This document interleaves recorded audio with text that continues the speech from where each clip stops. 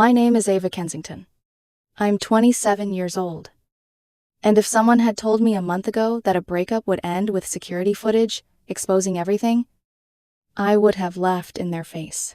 I had been with my boyfriend, Brandon Fletcher, 26, for 3 years. For the last year and a half, we lived together in my apartment. I genuinely thought we were building a future. Then 2 weeks ago, Brandon sat me down and gave me the classic speech. We've grown apart. Ava, I need to find myself. No arguments. No warning. No explanation. Just a clean ending. I was devastated. But I didn't beg. Since the lease was under my name, I asked him to move out within the week. He packed while I was at work. When I got home, his key sat on the kitchen counter beside a sticky note. Thanks for the memories. I cried that night. Then I started healing. At least, I thought I was.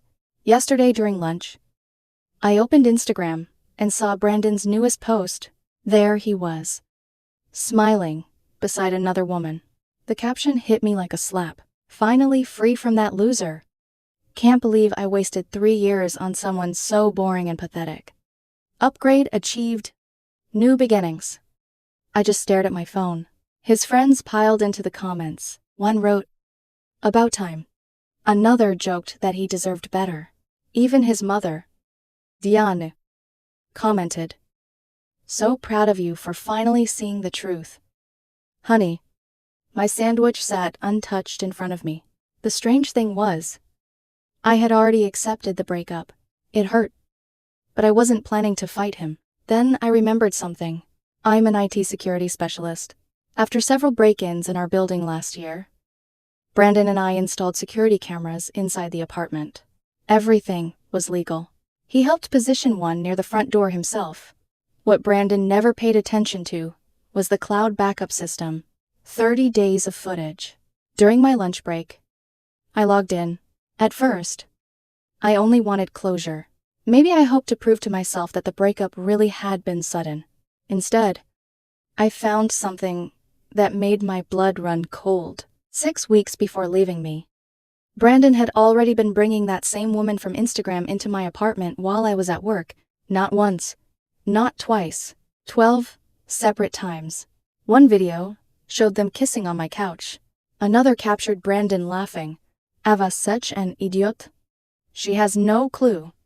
I felt physically sick. But then, another clip appeared. He was standing in my kitchen, talking on speakerphone with his mother. Yeah. Mom? I'm waiting until after Ava pays for my car repairs before ending things. Diane laughed. Smart boy. A few more weeks. The repair bill, $2,200. Paid by me. 1 week before he left, I sat frozen in my office chair. 3 years together. And apparently I had become nothing more than a wallet. I downloaded every file, every timestamp, every video, every lie. Part of me wanted to walk away. But then I looked again at the Instagram post. Boring. Pathetic. Loser. Words written by a man I had loved. Words supported by people I'd invited into my home. Something inside me changed. I left one comment beneath Brandon's post. Same here. Finally free. Then I uploaded a post of my own. A compilation. Timestamps included. Face visible. The caption simply read, "When the loser kept receipts." I tagged Brandon. And I tagged his new girlfriend. Within minutes, chaos exploded. My phone started vibrating nonstop. Brandon called. Again. And again. And again. I ignored every call. But I watched everything unfold online. His new girlfriend commented first. What is this? Then another message appeared. You told me you broke up months ago. 5 minutes later, she removed every photo with him. Relationship status, single. Friends who had mocked me began deleting comments. The likes on Brandon's post dropped by the minute. Then something unexpected happened. Diane commented on my post. Brandon Fletcher. Call me immediately. For the first time all day. I smiled, but I had no idea. This was only the beginning. The next morning, I woke up to 63 missed calls. 30 of them were from Brandon. 12 were from his mother. Diana. Several came from his best friend, Melissa. The rest were numbers I didn't recognize. His text messages swung wildly between rage and desperation. Take the post down right now. You've gone too far. Please. Ava. I made a mistake. I'll pay you back. You're ruining my life. Diane's messages weren't much better. You need to be the bigger person. My son is crying. This is harassment. And then, a few hours later, another message arrived. I didn't raise him like this. I'm sorry. That one surprised me. But the most unexpected message came from Brandon's new girlfriend. Her name was Lauren. Ava. I swear, I had no idea. Apparently, after seeing the videos, she started investigating. Brandon had told her we'd broken up months earlier. He claimed I was controlling. He said I tracked his movements and isolated him from friends. He painted himself as a victim. Instead, she discovered that he had been using her. 2. He'd borrowed money from her, promised trips, talked about marriage. Everything had been a lie. She even found messages proving he had been texting his ex-girlfriend, Vanessa, while dating both of us. By the end of the conversation, Lauren sounded exhausted. I'm so embarrassed. She admitted. I understood that feeling. Getting betrayed hurts. Getting betrayed publicly hurts even more. I told her none of this was her fault. She thanked me. Then she blocked Brandon. Around 9 that morning, Melissa appeared outside my apartment. I watched through the doorbell camera. Ava. Please. She begged. He's having a breakdown. I answered through the speaker. He wasn't worried about my breakdown when he called me pathetic. He's humiliated. I laughed softly. Interesting. I was humiliated first. Melissa Sahil, you're a woman. You're supposed to be stronger than this. I almost couldn't believe what I was hearing. So cheating is acceptable. But consequences aren't. She had no answer. Eventually, she left. Around noon, Brandon tried changing strategies. He uploaded a crying video. No makeup, red eyes, sad music. He accused me of being obsessed. Claimed I monitored him with cameras. Claimed I couldn't accept rejection. The performance might have worked, except my coworker, Jenna Morales, happened to have over 100,000 followers online. She recognized Brandon immediately.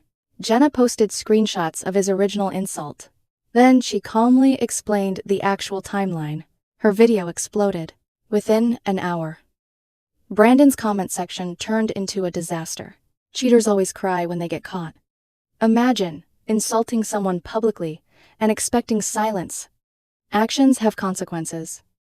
His video disappeared 2 hours later. That evening, another surprise arrived. Brandon's father, Roger Fletcher, called me. Roger had always treated me kindly. He sounded exhausted. Ava. I'm not defending him. I know. I said quietly. I saw the videos. I'm ashamed. There was a long silence. Then he asked a question. Did Brandon ever pay you back for that beach trip last year? I almost laughed. No. And the laptop you bought him? No. Roger sighed heavily. Ava. You've always been good to him. Before I could answer, he continued. I'm sending you $5,000. Roger. No, it isn't a bribe. His voice cracked slightly. It's an apology from a father who failed somewhere. He hung up before I could protest. An hour later, the money appeared. The note simply read, for the daughter I should have had. I cried after reading that. Not because of the money, because someone finally acknowledged what I'd gone through. That night, Lauren contacted me again.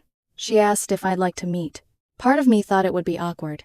Instead, we ended up talking for 3 hours. She showed me texts from Brandon. He lied about his job, lied about his income, lied about where he lived. He had even claimed my apartment belonged to his friend. Lauren shook her head. He planned our future together while still sleeping in your bed. I nodded slowly. He planned mine, too. By the end of the night, we weren't enemies. We were survivors. But things became even stranger. Around 11 o'clock, I received a message request from a woman named Vanessa Carter, Brandon's ex-girlfriend before me. Her first sentence sent chills through my body. He did the exact same thing to me. She attached screenshots. Same insults. Some manipulation. Some public humiliation. Even the same word. Pathetic. My heart sank. This wasn't an accident. This was a pattern. And suddenly, I realized something terrifying. Brandon hadn't just betrayed me. He'd perfected it. I spent most of the next morning reading every screenshot Vanessa had sent me. The deeper I looked, the worse it became. 3 years before I met Brandon, he had been dating Vanessa. According to the messages, he cheated on her, while secretly starting a relationship with me. Back then, I had no idea he was with someone else. He told me he had been single for months. Vanessa showed me conversations where he mocked her to his friends while arranging dates with me. The same insults, the same manipulation, the same pattern. I sat in silence, staring at my phone. For years, I thought our relationship had started like a fairy tale. Instead, I had unknowingly become another chapter in his cycle. Vanessa gave me permission to share everything. So I made one final update. I posted the screenshots with a short caption. Patterns eventually become impossible to ignore. The response was immediate. People who had defended Brandon suddenly disappeared. Mutual friends started reaching out privately. Some apologized. Others admitted they had ignored warning signs for years. By afternoon, my phone rang again. This time, it was security from my office building. Ms. Kensington, someone is here asking for you. My stomach dropped. I already knew Brandon. I walked downstairs. He stood in the lobby, holding a box of cookies. Mascara streaks from crying covered his face. Our security guard, Jerome, stood nearby, watching carefully. Ava, please, Brandon whispered. 5 minutes. I looked at Jerome. Would you mind staying? Jerome nodded immediately. Happy to. I folded my arms. You have 2 minutes. Brandon burst into tears. I'm sorry. I made mistakes. I never meant for this to happen. Then he delivered the line that made me laugh. You're destroying my life. I stared at him. Really? He nodded, desperately. I lost my job. That surprised me. Apparently, his employer had discovered his online attacks. Their company policies included standards regarding harassment and public conduct. Calling someone pathetic and humiliating them online had not gone over well. But instead of accepting responsibility, Brandon blamed me. You could have ignored it. I blinked. You cheated on me. You used me financially. You insulted me publicly. And somehow, I'm the villain. His face twisted with frustration. You should have been the bigger person. I couldn't stop myself. Like you were the bigger person while sleeping with someone else. His expression changed instantly. Anger replaced tears. Without warning, he threw the box of cookies at me. Jerome stepped forward immediately. Sit. That's enough. Brandon pointed at me. This isn't over. Jerome calmly escorted him outside. As soon as the doors closed, he turned toward me. Please tell me you saw his face when the cookies exploded. Despite everything, I laughed. A real laugh. The first one in weeks. 10 minutes later, Jerome emailed me the security footage. Better than television. He wrote, I thought that would be the end. I was wrong. That evening, my landlord called. Brandon had contacted him. He claimed I had illegally thrown him out. He demanded access to my apartment. Thankfully, the lease had always been under my name. I still had the photo of the key he left behind, and the goodbye note. My landlord laughed. He sounds unstable. The next wave arrived from unknown numbers. Apparently, Brandon had convinced several relatives and friends to attack me. Their messages were ridiculous. You're bitter. Real women don't seek revenge. Brandon deserves happiness. I ignored every one of them. Then Lauren texted me, you need to see this. Brandon had created yet another emotional video. This time he claimed he had been abused, but people had already seen too much. Nobody believed him anymore. Even worse for him, His former coworkers started speaking up. Several revealed that he had a habit of lying and blaming others. The image he had spent years building was collapsing. Then, just when I thought nothing else could surprise me, Roger called again. He sounded tired. Ava. Diane and I are arguing constantly. Why? I finally confronted Brandon. And Roger sighed heavily. He blamed everyone except himself. The sadness in his voice broke my heart. I don't recognize my own son anymore. Neither did I. But the biggest shock came later that night. Melissa, Brandon's best friend, sent me un message. Ava, I need to tell you something. And what she revealed changed everything. I almost ignored Melissa's message. After everything she had said earlier, I didn't trust her, but curiosity won. Her first sentence made my stomach drop. Brandon planned all of this months ago. Attached to the message were screenshots from their private group chat. I stared at them in disbelief. Step 1. Find someone better. Step 2. Let Ava keep paying for things until the timing was right. Step 3. End the relationship suddenly. Step 4. Publicly humiliate her before she could tell her side. Step 5. Play the victim if she fought back. There it was. My entire heartbreak reduced to a strategy. One message from 2 months earlier nearly made me cry. Ava's predictable. She'll just cry and accept it. Another read. Lauren's already talking about vacations. Just need Ava to pay for my car first. Melissa explained why she was sending everything. Brandon had turned on her. 2. When she suggested publicly humiliating me was cruel. He called her jealous and removed her from their friend group. I defended him for years. She wrote, I'm sorry. I believed her. Because people don't usually expose themselves, armed with the screenshots. I posted one final update. No anger, no insults, just facts. My caption was simple.